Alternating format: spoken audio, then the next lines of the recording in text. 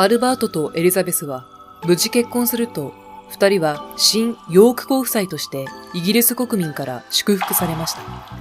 二人はとてもラブラブで、1924年12月から1925年4月にかけて東アフリカで視察を兼ねた外遊をされたとか。なんかもうめっちゃラブラブですよね。いろいろやっぱりあったか、タガが外れたかあと翌年には二人に。1926年4月21日には第一子の女子エリザベスを設けます。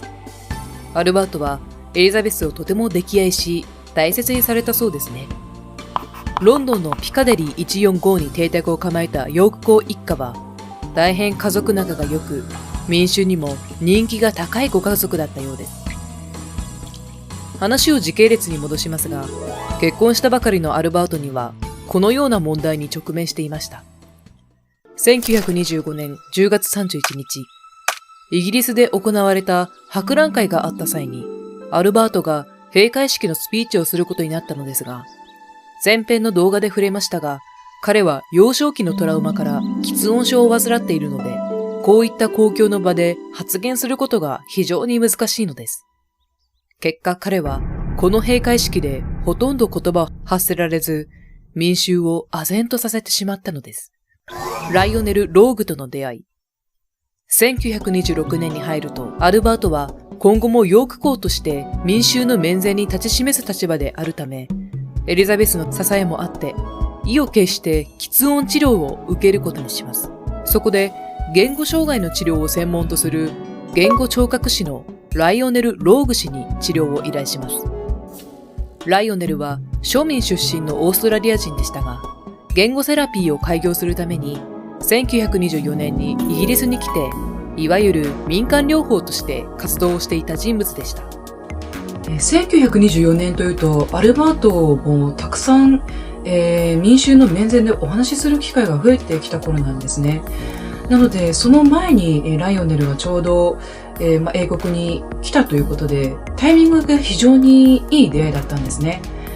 時代を担う人って、絶対なんかこういうのあるんですよね。当時では民間療法という治療法はうさんくささ全開という感じで、まだまだマイナーな医療機関だったんですよね。早速アルバートはライオネルによる喫音治療を受けます。こちらが1926年10月19日に実際のライオネルが初診したアルバートのカルテです。君の精神状態は極めて正常だよ。ただ、過去の虐待による精神的後遺症、つまり激しく神経が緊張しているね。また、君の体についてだが、しっかりした肩だね。全体的な体つきも申し分ない。ただ腰回りがとてもたるんでいる。と記されています。今回は彼の喫音治療の内容は省きますが、とても独特な手法かつ非常にきめ細かかったそうで、いわゆるレベルの高いレッスンだったそうです。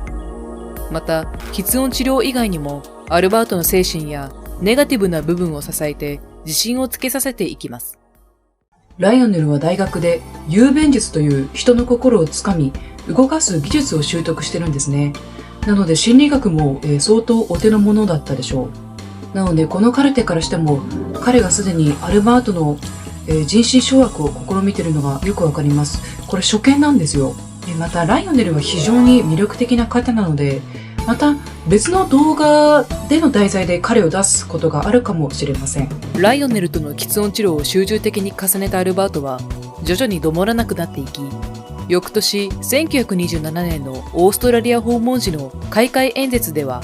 ほとんど使えることがなく演説を成功させました。もうこの頃のアルバートは何かとすぐ怯えて泣いてしまうような面影はありません。ようやく一人の人間として自信がついたのではないでしょうか。また1930年8月21日には次女のマーガレットを授かり、人生の絶頂期へ。しかしそれから6年後、アルバートにとって運命が変わる人生の転換期が訪れるのです。押し付けられた王位。1936年1月20日、ジョージ5世が崩御。そして長男のエドワード8世が新国王となり、アルバートは推定王位継承者となりました。しかし、エドワードは長男にもかかわらず、数々の女性との恋愛や堂々と不倫をしたり、子供は愚か、未だ結婚すらしておりませんでした。エドワードは国王にもかかわらず、以前から一般人のアメリカ人女性かつ2度の離婚履歴を持つウォリス・シンプソンと真剣交際をしており、ジョージ5世は、エドワードは国王としての自覚に乏しく、次男のアルバートに迷惑をかけるかもしれない、と死の直前まで案じていたそうです。そして、その不安は見事的中してしまいます。この出来事にアルバートは、これはひどいよ。私は何の準備も何の勉強もしてこなかった。子供の頃から国王になるように教育を受けていたのはデイビッドの方なんだから。黒人に関する書類なんかこれまで一度も見たことがないんだよ。そもそも私は一介の海軍士官に過ぎないんだ。海軍将校としての仕事以外はこれまで何もやったことのない人間なんだよ。と愚痴をこぼしたそうです。皆さんもご存知の方はいらっしゃると思いますが、エドワードはウォリスとの結婚を選択して王位の放棄を宣言したのです。わずか即位後1年も経たない1936年12月11日に、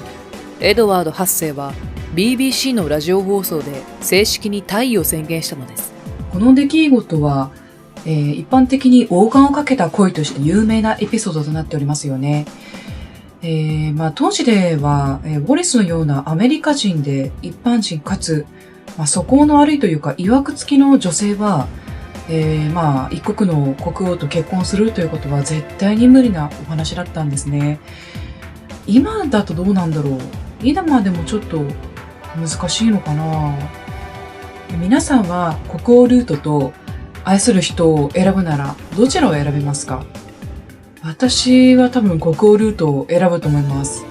やっぱりそれが宿命だと思うんで。この時アルバートは母のメアリー妃にひどいことが起こってしまいましたと泣き崩れたそうです。このことをきっかけに妻のエリザベスは夫の病弱さや喫音症の障害を抱えているのにもかかわらず無理やり王位に就かせたとし、ウォリスをあの女呼ばわりするほど憎んだそうです。そしてエドワード8世の退位に伴って推定王位継承者だったアルバートが国王となり、長女のエリザベス王女が皇位継承権第1位となります。ジョージ6世。アルバートは40歳で国王となり、統治名にジョージ6世を選びました。これには父のジョージ5世の方針を引き継ぐことと、エドワード8世の退位騒動で揺らいだ王室への信頼を回復するというアルバートの意志の表れだったのです。ジョージ6世は手始めに今後エドワード以外の家族が王族を意味する称号を名乗ることのできない規定のあるウィンザー公爵位を与えます。そのため、エドワードが私有財産として相続した王室伝来のバルモラル城やサンドリンガムハウスを買い戻しました。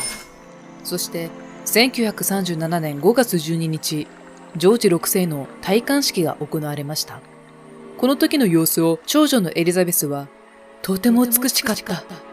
と表現したそうです。だってジョージ6世すっごく綺麗っていうか美しいですよね、造形が。これはそう思って当然というか、そういう風にしか思えないですよね。自分の父親だったとしても。即位から3年後、ジョージ6世は英国史上最も困難であった第二次世界大戦に臨みます。彼は戦争が始まる前にカナダやアメリカを訪れ、信頼関係を築き上げていくのです。特にアメリカのルーズベルト大統領とは親密度の高い関係性となり、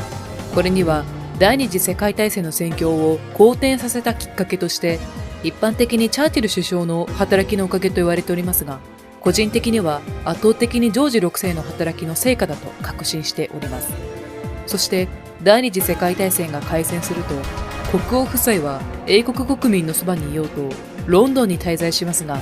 なんとナチス軍の爆撃にさらされてしまいます。それでもなお、国王夫妻は国民のそばを堅なに離れず、さらに危険を顧みず最前線にも慰問に訪れ、兵士の士気を鼓舞したそうです。そして前述したジョージ6世の働きもあってか、アメリカと力を合わせて、ジョージ6世は見事イギリス国王として、イギリスを戦勝国へと導いたのでした。晩年のジョージ6世。もともと病弱だったジョージ6世は、戦後の疲れが響き、病床に伏せるようになってしまい、公務もほとんどエリザベス王女が代行するようになっていきます。1952年1月31日には、オーストラリアへ向かうエリザベス王女をどうしても見送りたいと、周囲の反対を押し切って見送りに行ったそうです。そして、1952年2月6日の朝、ジョージ6世はサンドリンガムハウスのベッドで亡くなった状態で発見されました。彼の死には多くの人々が悲しみに暮れ、特にライオネル・ローグから寄せられた手紙の返信として、妻のエリザベス王妃がこのように記しております。演説だけでなく、生涯人生観を通じて、あなたがどれだけ王を助けてくださったか、私は誰よりもおそらくよく知っています。彼はとても立派な人でした。自分自身のことは少しも考えていなかったと思います。勇気を振り絞って戦わなければならなかった。苦悩に満ちた長い年月の後、2、3年は比較的安らぐことが許されると期待していましたが、叶いませんでした。ジョージ6世という人物は、周りから国王に向いてないとか、弟のケント公の方が華やかだからいいんじゃないかとか散々言われておりましたが、私はこれほど我慢強く堅実性があり、そして見事自分の喫音症の克服をして、周りのみんなに